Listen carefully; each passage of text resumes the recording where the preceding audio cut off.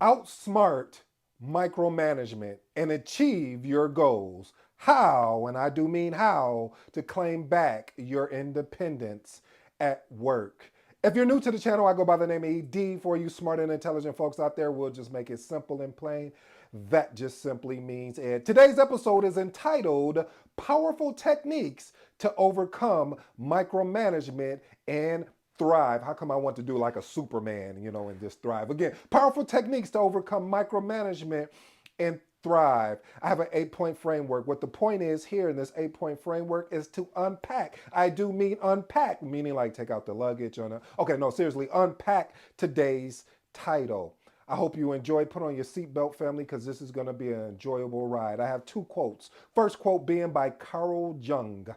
The world will ask you who you are, and if you don't know, the world will tell you. That has a lot to do with micromanagement. Here's another one if you don't like that one.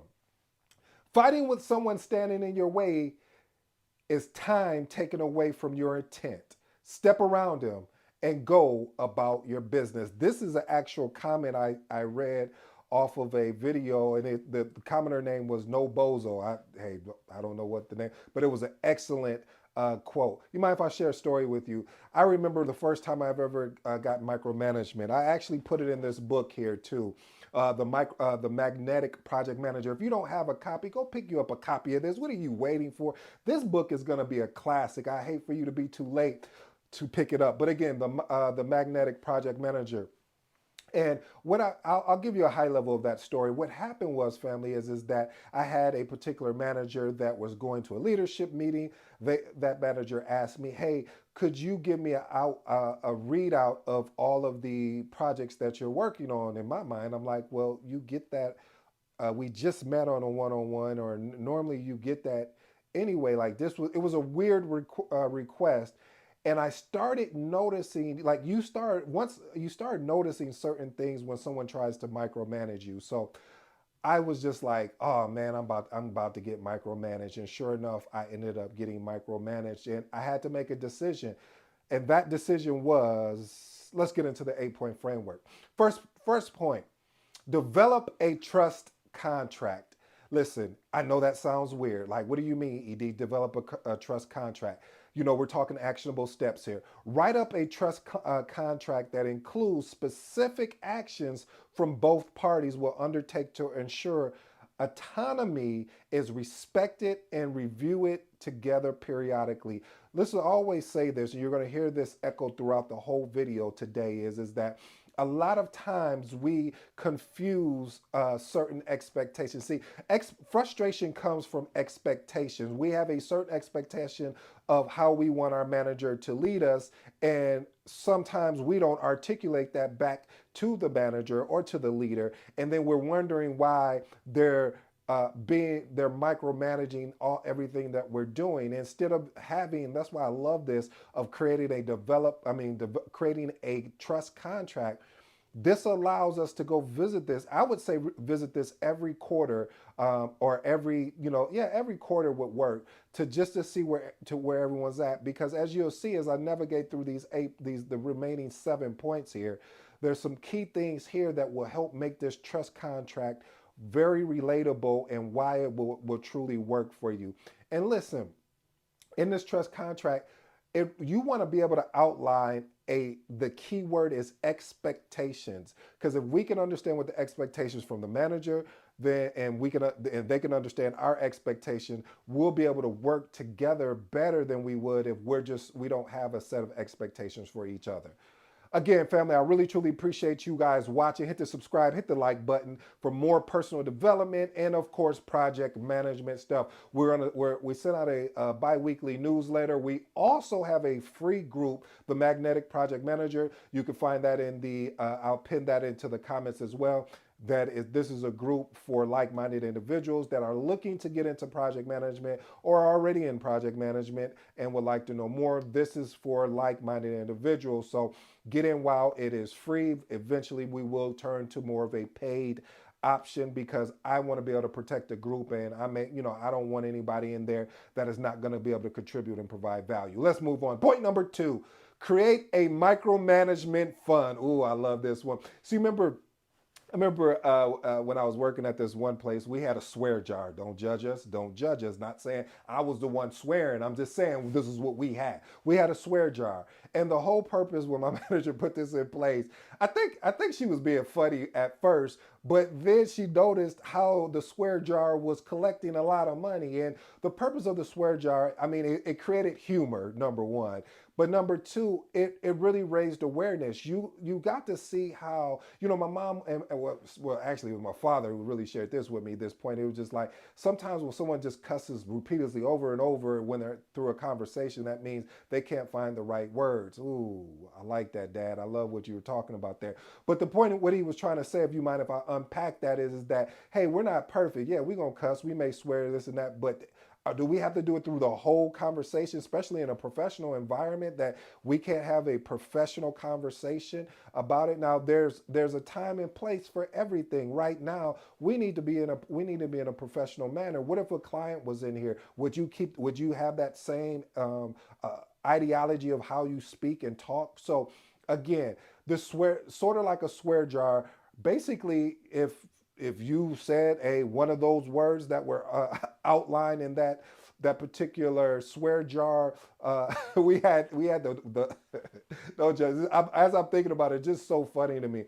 But we actually had on the jar certain words that were, if they were cuss words, they were said, and we also use common sense. Everyone knows what a cuss word is. So if we heard it, hey man, you owe $1, or hey, that's $5 right there, and we set particular baselines, and the money that we collected from the swear jar, we either went and did a team activity or we went and did a donation. And what would be funny is that when we would go and do a team activity, and if it was somebody that really contribute, excuse me, to the swear jar, was like, hey, this activity is on Jerry. Everybody thank Jerry for a great dinner out. So and Jerry, he would, and this takes a team of people that understand we are not making fun of you.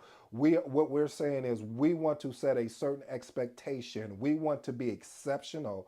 And sometimes the only way to get people to listen at times is through their pocketbook or their wallet, I should say, either one of those. And the whole purpose was to grow as individuals. So again, actionable step: introduce.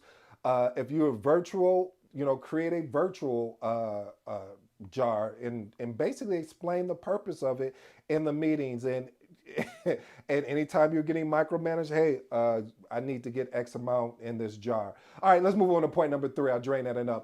Implement a no oversight project. Okay, what does that mean? Now, this right here, it takes I mean, like, you truly got to trust your team on this, especially as a project manager. How it works is you draft up a proposal with the team, outlining the project, its boundaries, and basically rationing no oversight and promising a detailed report upon completion. So one of the things, I mean, a lot of key factors of what I love about Scrum is it's self-organizing. That's one of the, I mean, there's so many features and benefits that I love about it, but one of the biggest things I really truly love is self-organizing, meaning here's the work team, go and do the work and keep us updated and keep us involved and engaged. If we need to collaborate, let's make it happen. But I always recommend starting on maybe a low list type task to do this, something that won't have a great risk to the project, so you can constantly build that momentum. See, it's about building trust over time. Like, you can't just give someone to give the whole list of milestones and tasks to the team and say, all right, here you go, I'm gone. No, no, no, no, no, no. It takes time. So you have to build that over time. And over time, your team will definitely trust you and you guys will grow together. Point number 4: initiate a role reversal. Message. Anytime I say message, if you don't know and you're new, that basically means this is something you want to listen to. This is something you want to clue in. This is where you want to open up both of your ears and pay attention to what we're about to say here, because you got 2 ears and 1 mouth. So here we go. Organize a day, or maybe a day and a half a day, where you and your manager swap out tasks. followed by a debrief session to discuss insights and lessons learned. See, this is what it's done, and I've shared this before. A lot of people say, "Ooh, if I was that leader, I would be doing this. If I was that manager, I would be doing this." And then you put them in that position, and now you have, "Ooh, I like this. It just came to me." Now you're sitting in the back seat, moving to the front seat of the driver's seat, and now it's a little bit different. You see, when you are in the back seat, you could be playing with your phone, you could be reading a book, you can be doing all sort of things. But now when you're in that driver's seat, now you have to lock in. Now you have to pay attention to everything because you don't want to your other passengers that are riding along with you anything to happen to them. So now your focus has changed, and now that your focus has changed, now you understand why the leader or manager has to make certain decisions. And see, I think this is good. I wish we did more of this because now it gives that person a perspective that it help them understand when a leader or manager is giving them a directive. They say, "Oh, okay, I understand." See, we're so busy saying, "Do as I do, not as I say." Oh, wait a minute, let's reverse that. I mean, do as I say, not as I do. You know, I told you my mom used to say that, and that used to irritate me because it didn't really hold value. I'm watching what you're doing, and I'm like, well, I'll just model that. Instead of paying attention to the whole fact of when you're saying something to me and then you're doing the exact opposite of what you're saying, it creates a confusion of there's a contradiction between the two. So family, is important that when we look at this is that doing I call it switch, basically just a role reversal. And a manager, a leader who's out there, don't think you do a whole day. Maybe you do a couple tasks and say, okay, here, you're responsible for these tasks, tell me how you would do it, and actually allow them to go through it and feel what that feels like. Because see, it's nothing like when you get a feeling to see what that feels like. I don't know why I'm so heavy on this micromanage. It seems like this has never happened to me. No, this has happened to me plenty of times. This is why I can speak to this topic until I'm blue in the face and I'm black, and you already know. So anyway, I digress. Let's move on. Point number 5, reverse feedback sessions.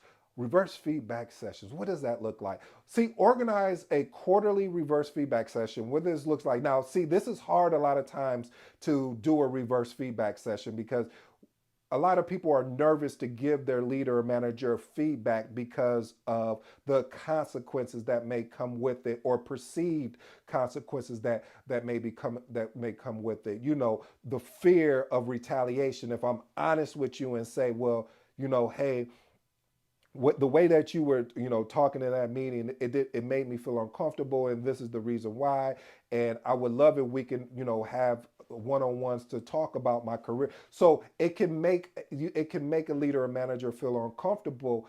But if you plan on developing a career, you have to learn how to have these uncomfortable conversations, especially as a project manager. As a project manager, you go up and down the ladder as far as from executives all the way down to just I mean, up and down. When I say up and down the ladder, let me unpack that because I want to be clear. All the way up to executive, all the way down to somebody that may not be in a management role. And so you have to understand how to communicate. And sometimes, especially dealing with executives, they want it directly, they want it straight. Don't leave out the fluff, leave out the filtering. We need to know what's going on so we can figure out how to fix this, because the longer you babble on, it's not going to help us. So again, family, doing reverse feedback, I love that because it gives both sides an opportunity, because you're getting your feedback, whether it's a 6 month or end of year review. So why not you guys understand each other so you guys can grow together? I don't know what happened to us both learning from each other. All right, let's move on to point number 6. One of my favorites is called office hours, scheduled office hours. And reason why I love scheduled office hours, where a leader will say, okay, I'm going to open up my calendar from 1 to 3. And basically how it works is that anybody, I don't care who it is, you can book up to 15 minutes per session. If we need to go longer, then, and no one's booked time, then I'll open up that spot. See, we used to have this thing called open door policy. But with an open door policy, there was never availability sometimes of the leader or manager because they got so busy in the day to day. And so now being able to block off that time and say, no, this is for my team. And I want to make sure that I'm there for my team. So blocking off a 2 hour or 1 hour block, depending on how big your team is, and saying, hey, come in here and we're going, this is a safe place. We're going to talk openly and we're going to figure out how I can help you, or if there's something you need me to move an impediment or whatever that thing is. Because if I'm a leader and I don't know what's going on with my direct report and I lose a great resource or great resources, I'm going to be frustrated when they leave and they say, well, we never had a chance to have a conversation because of X, Y, and Z. I'm going to be disappointed in myself because I didn't make myself available. So there's accountability on me, but it's also accountability on my direct reports as well to get us to get me involved and have the courage to know there is no retaliation. Again, I'll say that, no retaliation.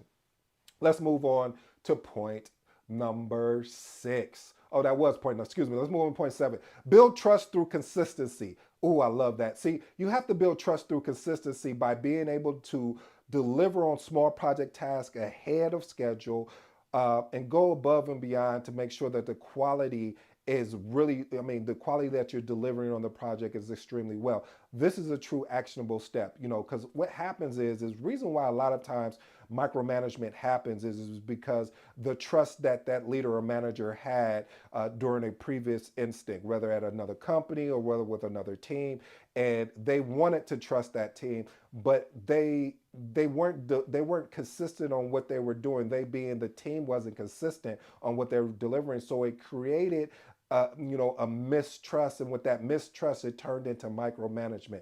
All right, let's move on to point number 8. Organize management awareness workshops. See, that's one of the things too, family. We have to be able to create a organized workshop that focus on trust, autonomy, and collaborative management techniques. What I would recommend is getting a facilitator that will be the one that's facilitating this. This way, it will be easier for the direct report and the manager or the leader to listen to the feedback that they're actually given. Let me give you a bonus here, family. Bonus number 1: empower your team. What I mean by that, identify tasks and projects where your team can take full ownership and gradually increasing their complexity, as the team demonstrates competency. And my last and final bonus, because I want to over deliver today, seek clarification on expectation. As I told you and I stated before, a lot of times frustration comes from what? A lack of expectation, a lack of understanding the expectation, a lack of, well, I thought this was what you wanted expectation. Oh, I like that. We need to just create a debrief of outlining what are the objectives, what are the deliverables, the timeline. What are you expecting of me in this particular role, so I can understand that how I can deliver it, so there's not a need for you to micromanage me. Family, I hope you enjoyed today's episode. I'm very passionate about micromanagement. I push against micromanagement. I will give you my caveat here, meaning that my comma, I should say, in a sense, is that sometimes you do need to micromanage a team, but if you have to micromanage a team, you understand that this team may not be for you. This team may not be aligned with what you want to do, because you never want to get in a space where you're trying to control everything. I know as project managers, we want to believe we're controlling everything, but there's a lot of things we need to let go and allow that team to do what they do exceptionally well. There's nothing wrong with verifying. There's a difference between verifying and being a micromanager. Verifying is saying, you said you were going to deliver this by this date. Hey, I'm sending you a reminder, and I'm sending a follow-up to also on top of that the next day to say, hey, this is where it was due. Where is it at? So understand the difference, because sometimes we'll get caught up in the whole thinking of, well, I must be micromanage someone because I'm sending them a reminder, or I'm sending, follow up after follow up.